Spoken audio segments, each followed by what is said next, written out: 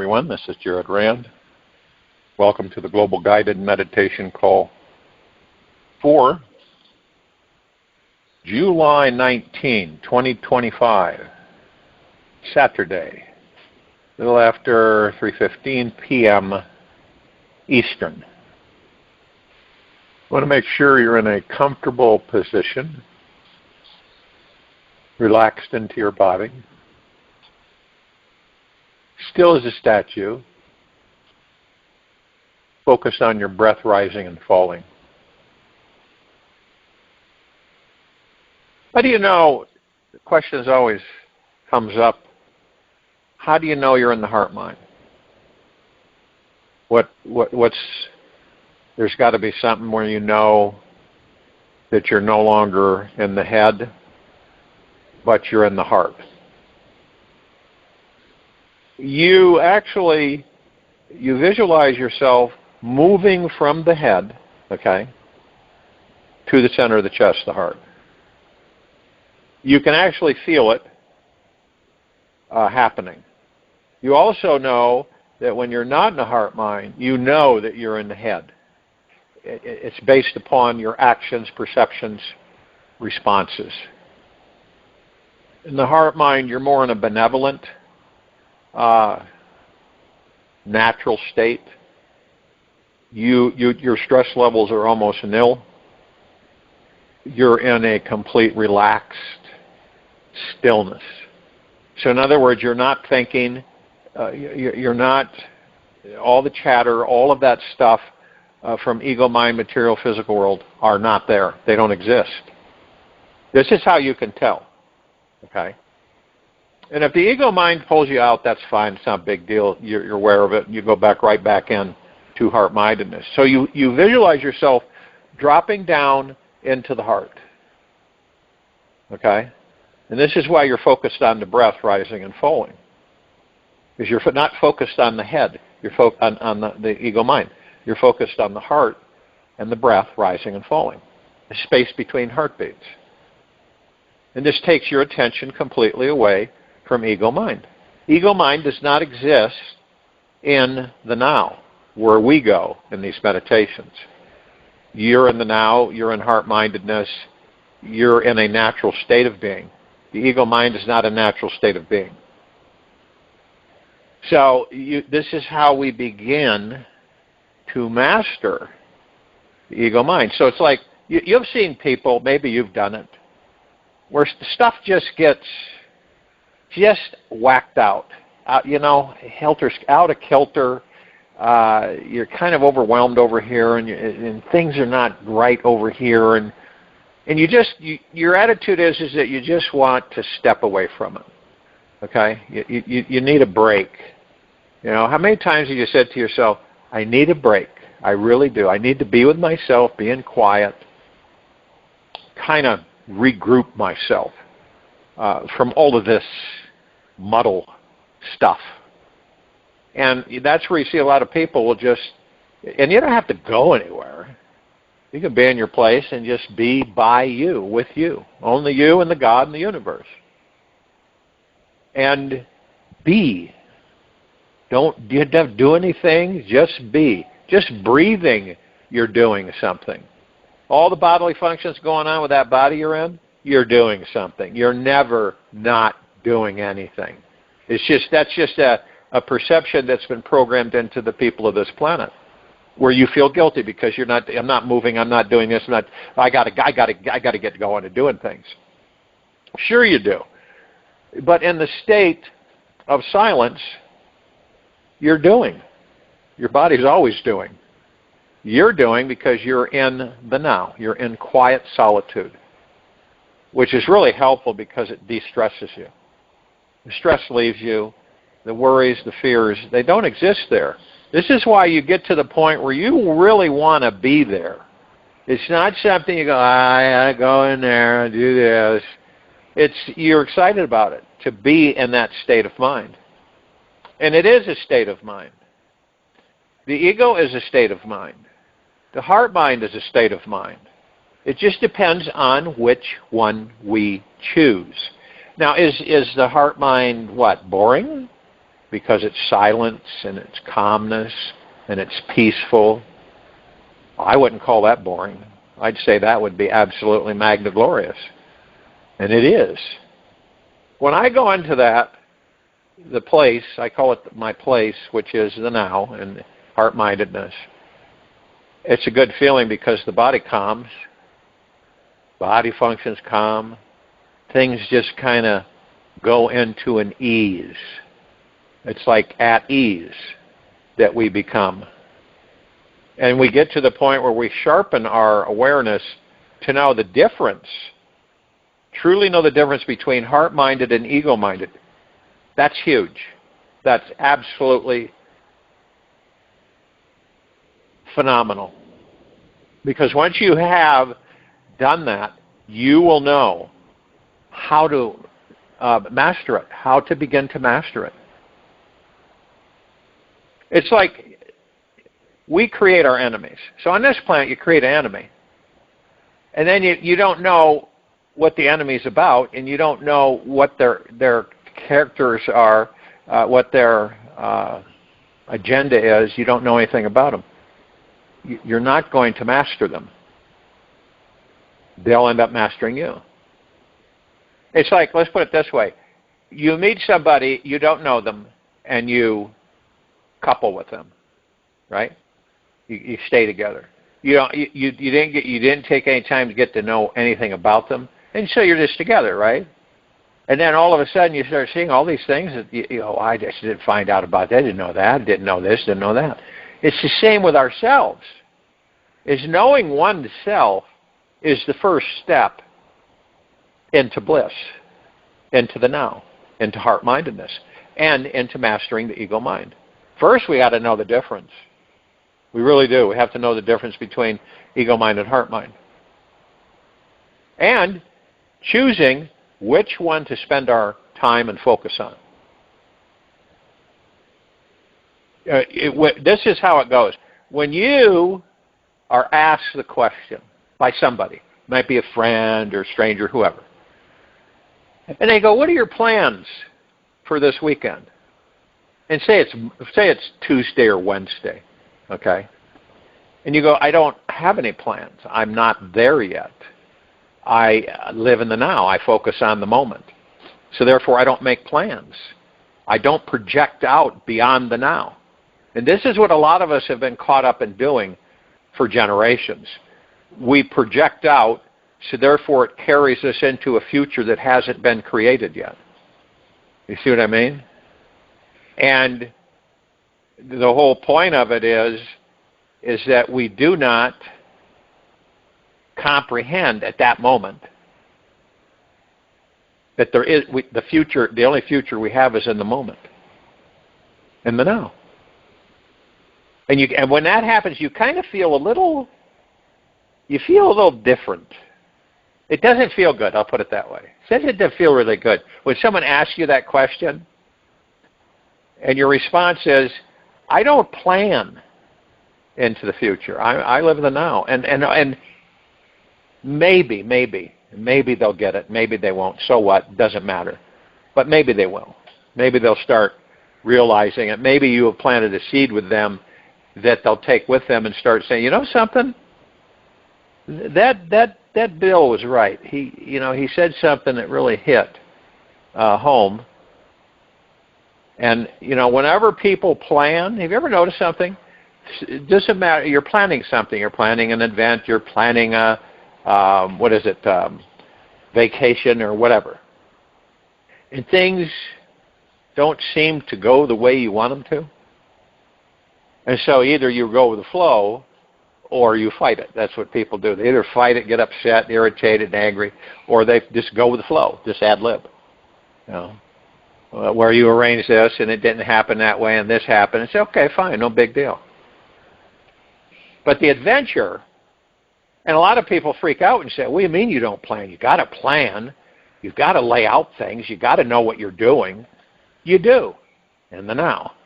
And the universe takes care of the rest of it. Things fall into place. You begin to focus on what you want, not what you don't want. And you don't have doubt. You learn through that process that you have little doubts, little teeny doubts that are, it's like a flash of a doubt. And that flash of a doubt negates everything that you are focusing on that you want. It takes it away. Then you begin to realize that, and you say, knowing yourself means that you don't doubt yourself.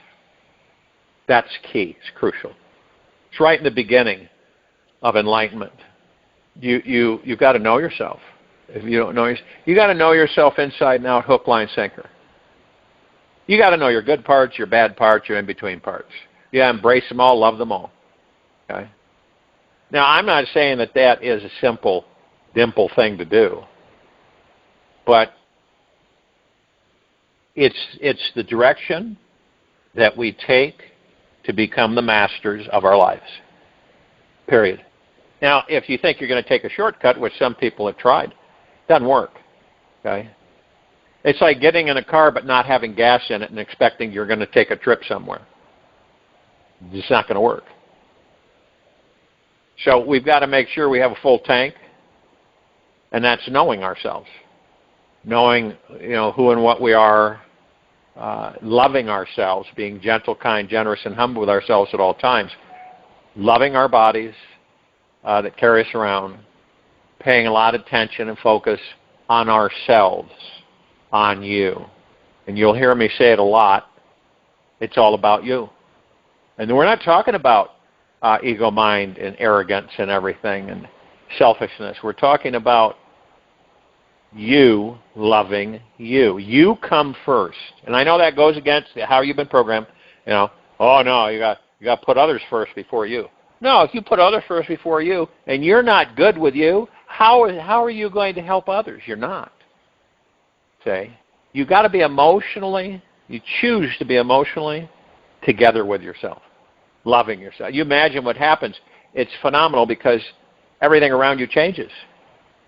You change everything. You change the atmosphere, the molecular structure of the atmosphere all around you. You're beaming out a tremendous amount of God energy that is spreading everywhere around you 24/7. And if that frequency, as I've shared before, is a little bit out of whack, it's going to affect everything around you. It's like people say, well, my biorhythms were off. Well, your biorhythms come from where?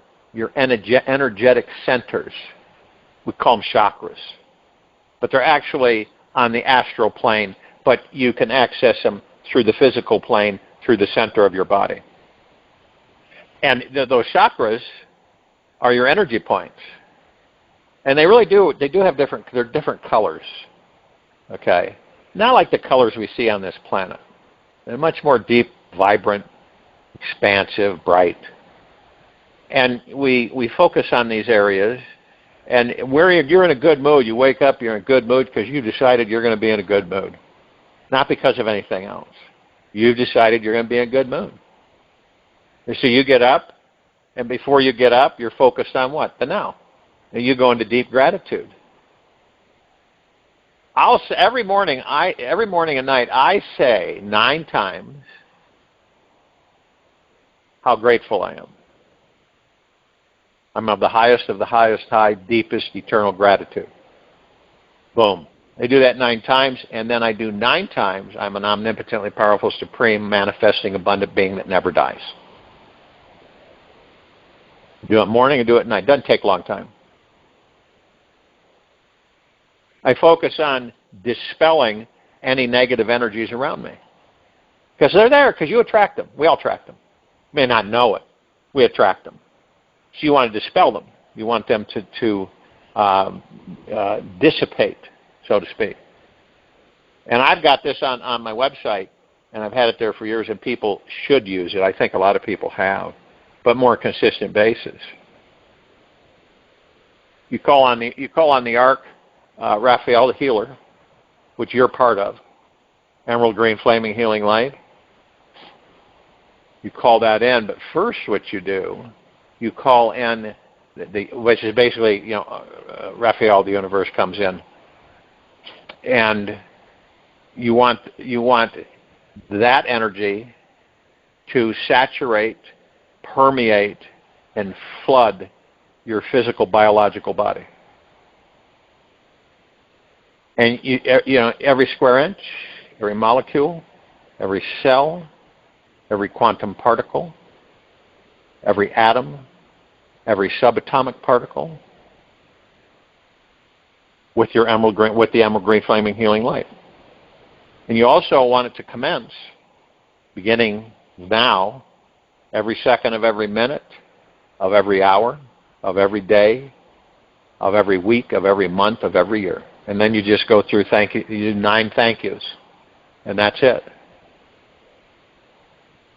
You go into deep gratitude, deeply and eternally love this universe. Deeply and eternally love yourself. Deeply and eternally love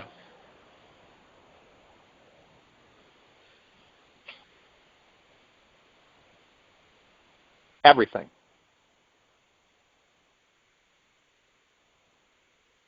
And you deeply and eternally love them all at once at the end, because we're all one. So when you do that, you're focusing on tremendously powerful, highly energetic particles that you're forming around you, and the beginning of your day and your night and the next day and so on and so forth. So you do it every day. Every day. Morning, noon, and night. Period. And you'd be surprised what that does, verbalizing. Thank you is probably the biggest thing you can say to yourself in certain situations with others. You don't have to say it out loud, you can say it to yourself. And what you're doing is you're welcoming yourself in deep gratitude.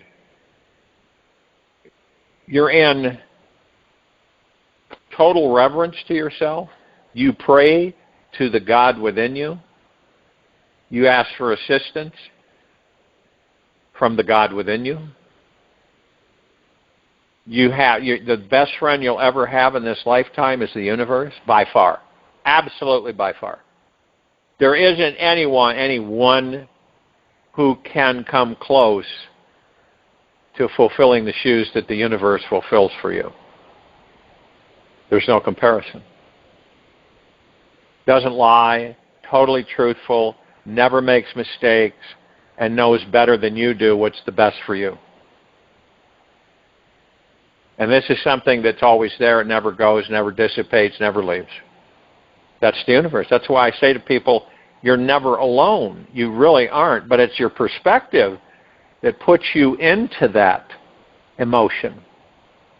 And the emotion, energy and motion, is about what you believe, what you manifest. So if you're manifesting that you're lonely, and you want to have someone next to you when you go to bed at night, that's ego mind. It's absolutely ego mind. Now you've seen some people, you come across some people that haven't coupled, that are not, they love what they do, they love themselves, they love life, and they're happy. And then other people who have coupled try to get them to couple. You ever notice that? You remember when you were single, right? And a lot of the people you associate were coupled with somebody. I don't like the word marriage because I think marriage is a contract, and a contract's ridiculous. So you couple. So you're coupled, and that's a decision. And then when you decide to leave, you leave. So you're coupling, and then they want you, right? Keep bugging you. Say, hey, we'll get you set up with somebody. We'll do this and do that. Because you aren't them. You're not them. And to them, you look footloose, fancy-free. But they don't really care to have you, but they think you're unhappy, and so they want you to be with someone. Have you ever been experienced?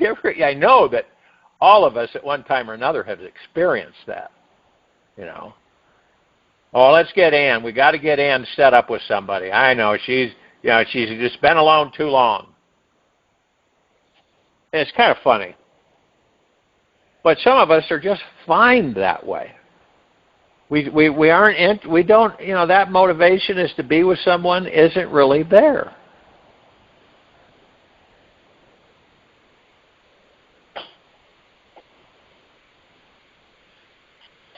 And one thing that you learn to do is that you're always welcoming and acknowledging both the good and the bad in this life.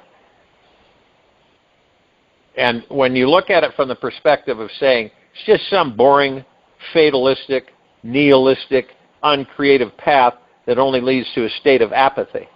But it's quite the contrary. By learning to accept and welcome it all, we find that we are truly okay with everything that is. When we accept everything, then we're fine with everything that is. They feel a more spacious quality within ourselves. And then we feel we have more time to develop our ability to expand our consciousness and relax into our lives. How many of us can say, totally truthfully, I'm relaxed into my life? Now, some people would look at you and go, what the heck does that mean? It means I'm living in the now. I'm living heart-mindedly and not ego-mind. You're not going to relax an ego-mind. None of us will. No matter, you think you're relaxed, but you're not. Because like I've said, we get so used to not being relaxed that it's just what we do. And until some of us start figuring out, why are my shoulders bunched up? I thought I was relaxed. Why am I stressed? It's real easy to become stressed. Look at all the energy around you. Look at all of it. Look at everywhere you go. You feel it, don't you? And it affects you. Go to the grocery store. Feel it there. It's not like you're looking for it. You just feel it. Right? You ever walk in a grocery store and you're kind of picking things out and stuff, and you feel kind of a heaviness? It's not you. Okay?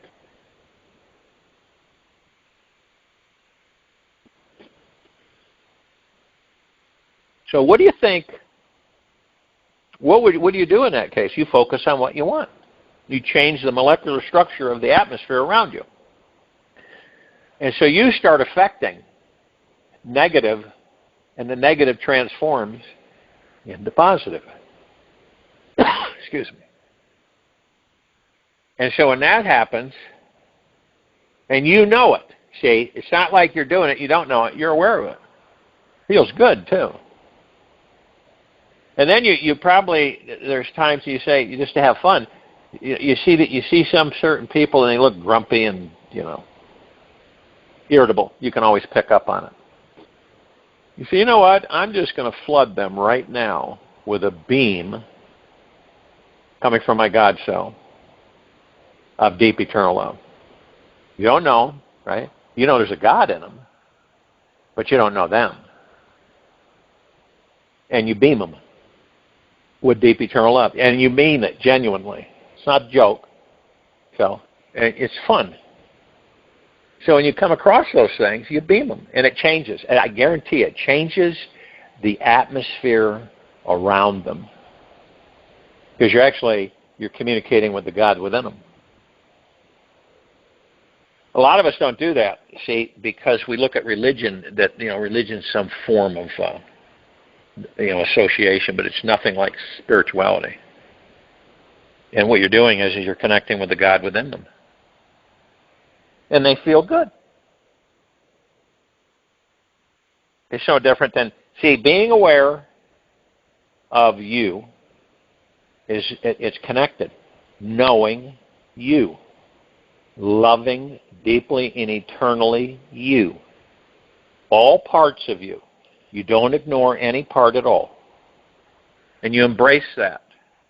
And you also know that you're gentle, kind, generous, and humble with yourself at all times. All times. No matter what's going on out there. And obviously, we'll step in a cow pie every now and then. Fine. Not a big deal. But you'll find yourself moving out of it real quickly. Some of us will wallow in pity and misery because we get so absorbed with it that it takes us over. You ever come across someone that's You say, wow, that's a nice dress you have on. Oh, this old thing? Shoot. I was going to throw it out, but it was the only thing in my closet that I could wear. You ever had that situation? You know, wow, your hair looks very nice. Oh, I didn't really do anything to it. We don't realize it, but the stuff that we do to ourselves and how we treat ourselves is you got to laugh, really. You know, people that I don't like this about myself, don't like this about myself, don't like this about myself, don't like this about myself. Okay, so what do you like about yourself? Nothing. Okay? Now, what do you think that energy does? Oh, boy. It can literally deform your biological, physical body over time. It could deform you. And these things, most of us will do. We focus on things we don't like about ourselves instead of embracing them. Giving them a big hug and a big kiss instead of, trying to get rid of them or throw them out the window. But you can't because they're part of you. You see, this is where we begin to unfold within ourselves. All the things we fight against, we don't fight against anymore. We go into deep gratitude for them. We love every cell in our body, all 100 trillion of them. All kinds of cells. We have all kinds of cells. And we're grateful to be able to walk. We're grateful so we can talk. We can hear in the moment, in that now. You might say to yourself, geez, I really don't want to do this. And then all of a sudden you stop yourself and say, I'm grateful I can do it.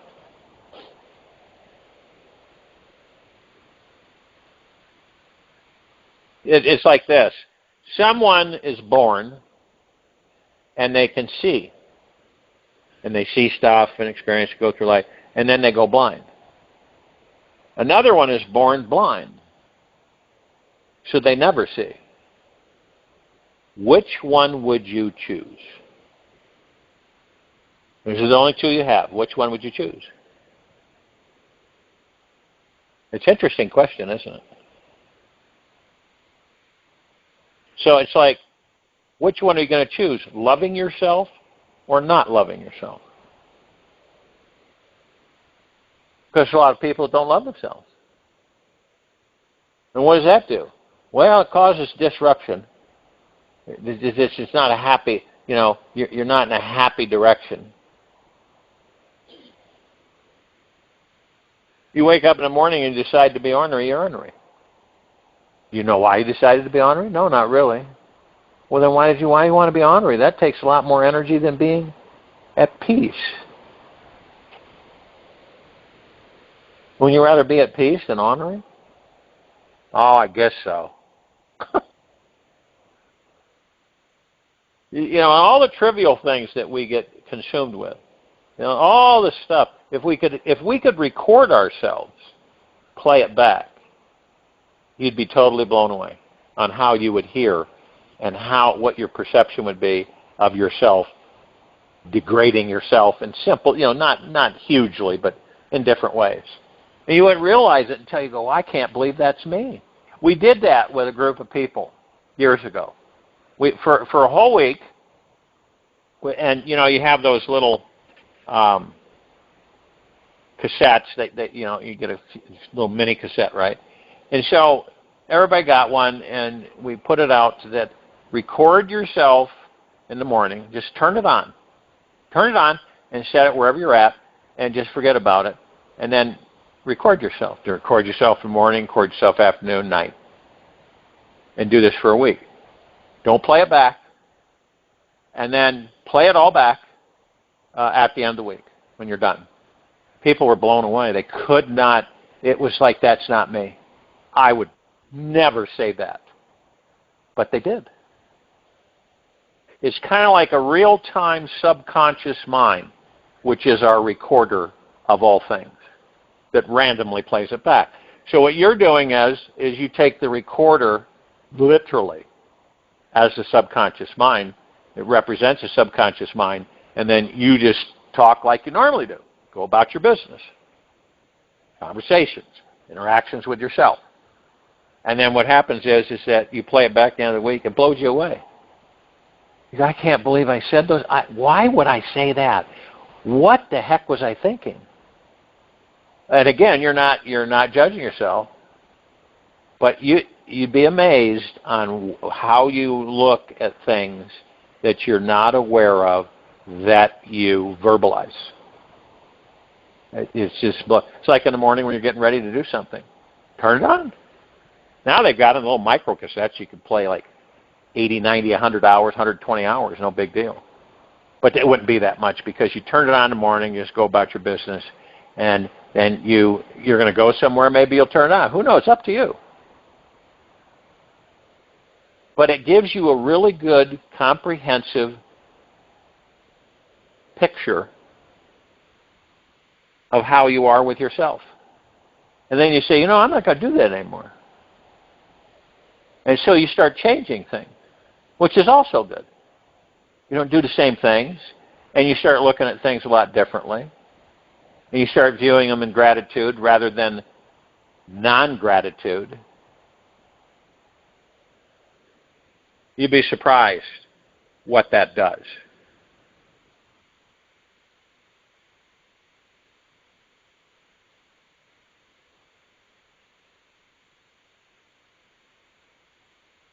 The best way to describe the location of the God that you are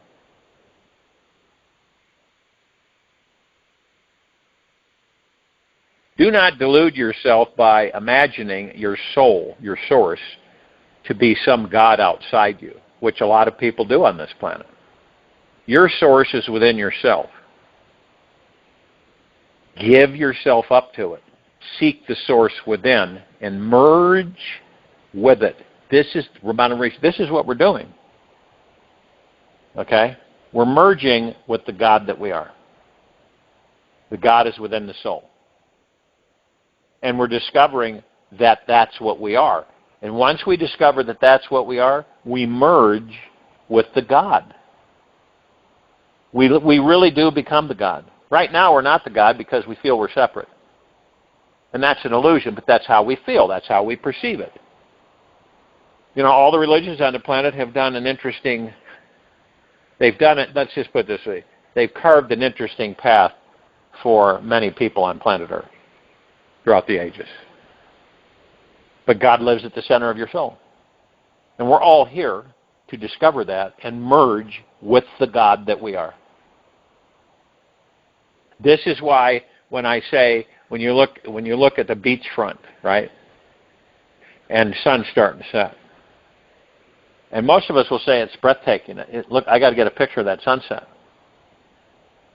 But in actuality, others are saying that's the God that I am. It's not arrogance. That's ego mind stuff. You're talking through your heart mind, through the God that you are. That's the God that you are. You see a mountain. You see the sun setting over the mountain. You go, that's the God that I am. After a while, you'll say that with everything. Not at first. You'll still say, oh, isn't that beautiful?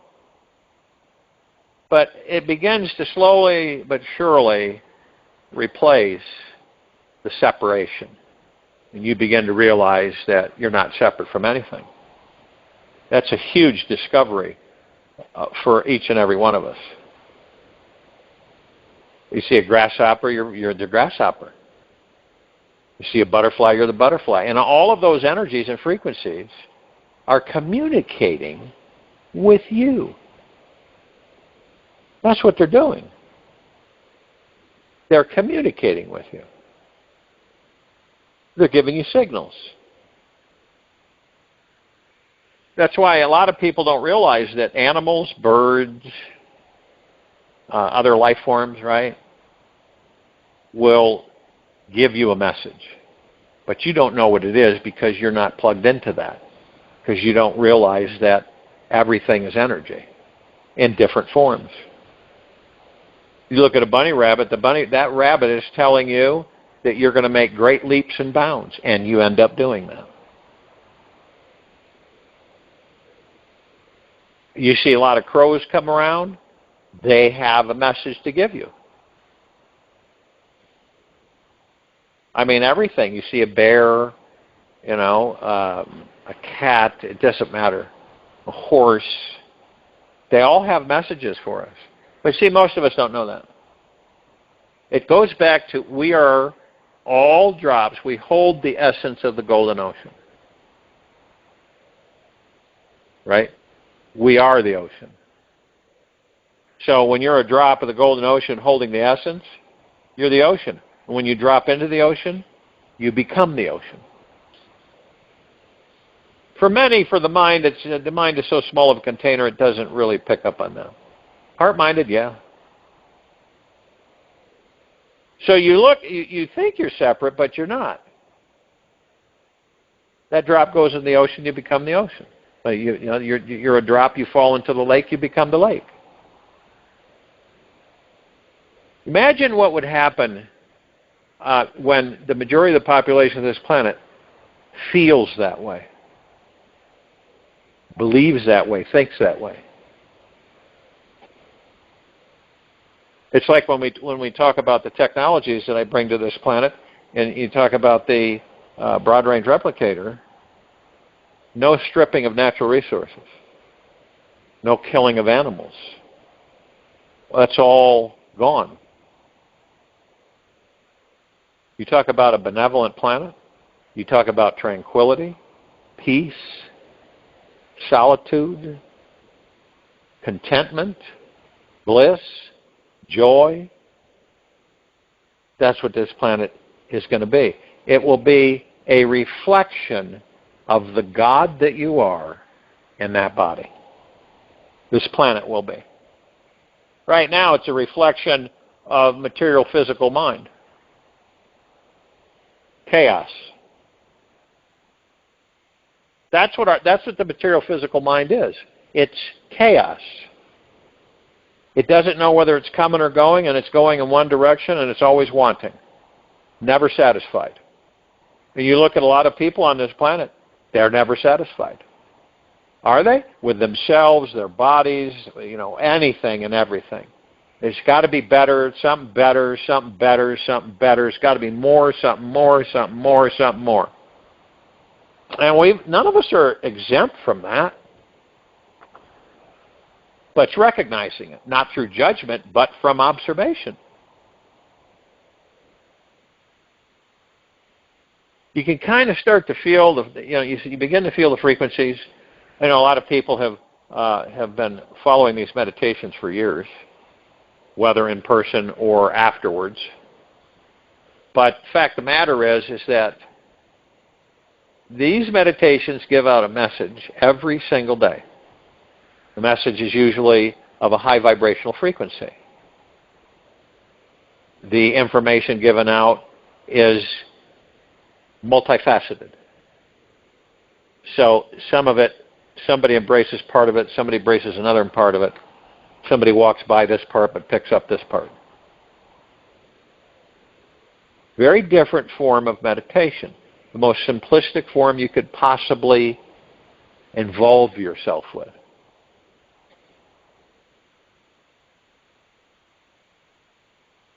I'll join you in the meditation. I'll return to close us out.